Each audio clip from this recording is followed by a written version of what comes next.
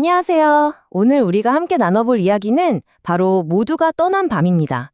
정말 칠흑같이 어두웠던 그 밤에 인간의 가장 깊은 연약함이 뭐랄까 밑바닥까지 드러났다고 할 수 있는데요. 과연 무슨 일이 있었던 건지 지금부터 저랑 같이 한번 그 밤 속으로 들어가 보시죠. 자, 여러분, 이런 질문으로 한번 시작해 볼까요? 우리가 보통 사람들을 만나면 나누는 악수 있잖아요. 이 악수에는 대체 어떤 의미가 담겨 있을까요? 사실 이 아주 간단한 행동의 본질적인 의미는 보세요, 제 손에는 당신을 해칠 무기가 없습니다 하는 일종의 평화의 약속 같은 거예요. 그리고 신뢰와 연대를 나타내는 표시이기도 하고요. 근데요, 모든 악수가 다 그렇진 않죠.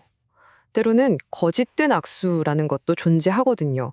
그러니까 겉으로는 평화롭게 손을 내미는 척하지만 그 속에는 아주 이기적인 목적을 숨기고 있는 거죠. 상대방의 호의를 이용하다가 이게 내 기대에 좀 못 미치네 싶으면 언제든지 그 손을 뿌리쳐버릴 준비가 되어 있는 그런 위장된 신뢰. 바로 이게 오늘 이야기의 아주 중요한 핵심입니다. 여기서 정말 흥미로운 심리적인 반전이 일어나요. 뭐냐면 사람은 가끔 감당하기 너무 힘든 큰 은혜를 받으면 오히려 그걸 부담스러워 한다는 거예요. 특히 그 은혜가 내가 기대했던 거랑 좀 다른데? 하는 순간 그 고마웠던 마음이 순식간에 원망으로 바뀌고요. 심지어는 배신까지도 그럴만했어 하고 정당화해버리죠.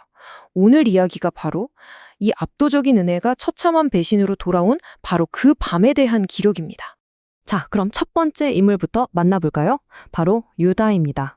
그 깊고 어두운 겟세마네의 밤.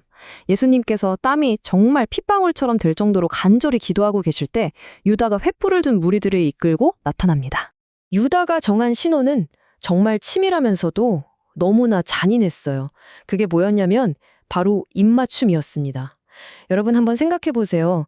스승에 대한 최고의 존경과 사랑을 표현하는 그 행동이 가장 끔찍하고 파괴적인 배신의 도구로 바뀌어버리는 바로 그 순간인 거죠. 근데 이게 더 소름 끼치는 건요. 원문인 헬라어로 보면 이 장면이 더 생생하게 그려진다는 거예요. 여기서 사용된 단어가 카타필레오라는 건데요. 이게 그냥 가볍게 쪽 하는 입맞춤이 아니에요. 아주 과장되게 그리고 집요하게 계속해서 입을 맞추는 그런 행위를 뜻하거든요. 정말 위장된 친밀함의 끝을 보여주는 단어라고 할 수 있죠. 여기서 유다의 그 철저하게 계산된 배신하고 예수님의 반응이 정말 극명하게 갈립니다. 보세요. 자신의 기대가 무너지니까 은혜를 배신으로 갚아버리는 유다가 있고요. 그리고 그 배신의 입맞춤마저도 밀어내지 않고 그대로 다 받으시는 예수님이 계십니다. 자, 그럼 두 번째 인물로 넘어가 볼까요? 바로 베드로입니다. 베드로는 자기 스승이 체포되는 걸 보자마자 그야말로 분노에 차서 즉시 칼을 뽑아들죠. 베드로가 칼을 휘둘러서 대제사장의 종, 이름이 말고였는데 이 말고의 귀를 잘라버립니다. 근데 여러분, 이게 그냥 화가 나서 칼 한번 휘두른 그런 단순한 분노 표출이 아니었어요. 당시 율법에 따르면요, 몸에 어떤 상처가 생기면 제사장 직무를 수행할 수가 없었거든요. 그러니까 귀를 잘랐다는 건 그냥 다치게 한 게 아니라 그의 인생, 그의 직업을 영원히 망가뜨리려고 한 아주 의도적인 공격이었던 겁니다.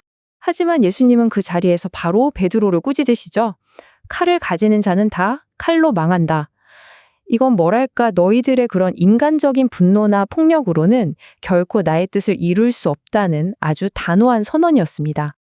여기서 또 한 번 정말 놀라운 대조가 펼쳐집니다.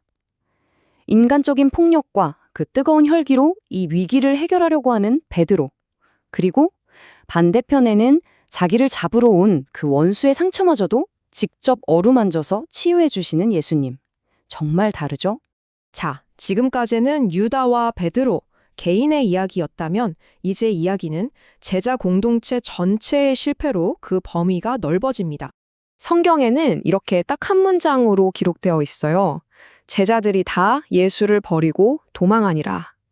정말 이 한 문장이 그 밤의 완전한 고독과 고립을 다 보여주는 것 같아요. 바로 며칠 전까지만 해도 죽기까지 따르겠다고 그렇게 맹세했었는데 그 모든 약속이 생명의 위협 앞에서 그냥 속절없이 무너져 내린 거죠. 그리고 성경은 여기에 좀 기이하다고 할까요? 이상한 장면 하나를 덧붙여요.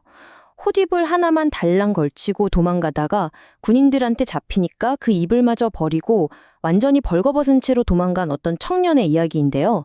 이게 참 재밌는 게 많은 학자들이 이 청년이 바로 이 복음서를 쓴 저자, 마가 자신일 거라고 추측해요. 그러니까 자기 자신의 가장 부끄럽고 수치스러운 실패의 순간을 직접 기록하면서 인간의 결심이라는 게 얼마나 허무하게 벗겨져 버리는지를 스스로 고백하고 있는 셈이죠.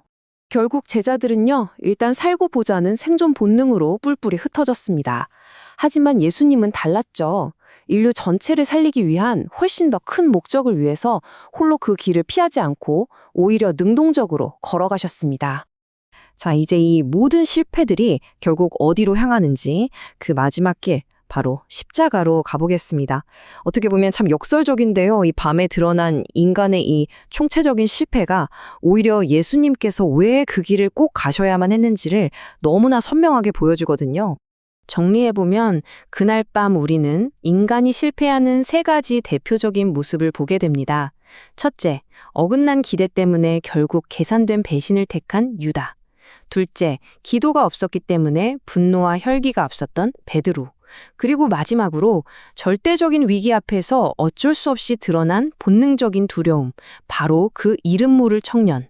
이 3가지 모습 안에 어쩌면 우리 각자의 모습이 조금씩 숨어 있을지도 모르겠습니다. 하지만 진짜 핵심은 이겁니다. 십자가는요, 우리의 이런 실패들을 보고 너희는 틀렸어 라고 정죄하기 위해서 있는 게 아니라는 거예요. 오히려 그 모든 계산, 그 모든 혈기, 그 모든 두려움을 남김없이 다 끌어안고 덮어주기 위해서 있는 겁니다. 그래서 참 놀랍게도 모두가 다 자기를 버리고 떠나버린 그 밤에 홀로 남겨지신 그분이 우리에게 건네는 초대는 바로 함께 가자는 그 동행의 초대입니다. 일어나라, 함께 가자. 우리의 그 모든 실패에도 불구하고 괜찮으니까 다시 한번 같이 길을 떠나보자고 말씀하시는 거죠.